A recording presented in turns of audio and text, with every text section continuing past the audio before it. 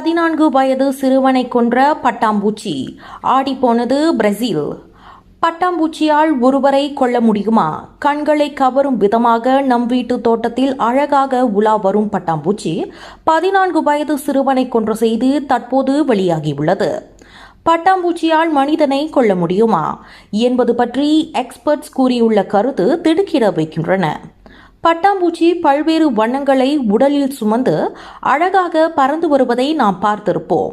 இந்த பட்டாம்பூச்சி உருவத்தில் மிகவும் சிறியது. அதேபோல் அழுத்தமாக பிடித்தாலே அது இறந்துவிடும். ஆனால் இந்த பட்டாம்பூச்சியால் 14 வயது சிறுவனே இறந்துள்ளான். பிரேசில் நாட்டை சேர்ந்த 14 வயது சிறுவன் டேவி நூனிஸ் மொய்ராரா கடந்த சில நாட்களுக்கு முன்பு காலில் காயம் மற்றும் அலர்ஜி ஏற்பட்டு உடல் நலம் பாதித்து அவனை தந்தை அருகே உள்ள மருத்துவமனையில் அனுமதித்துள்ளார்.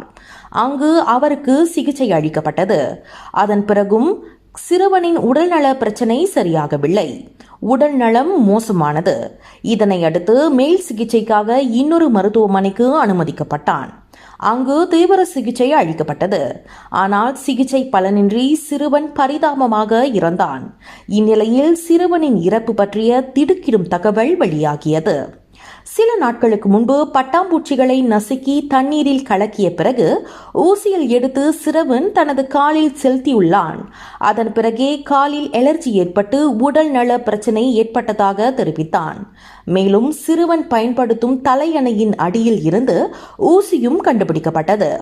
இதன் மூலம் சிறுவன் விபரீத செயலில் ஈடுபட்டது தெரியவந்தது.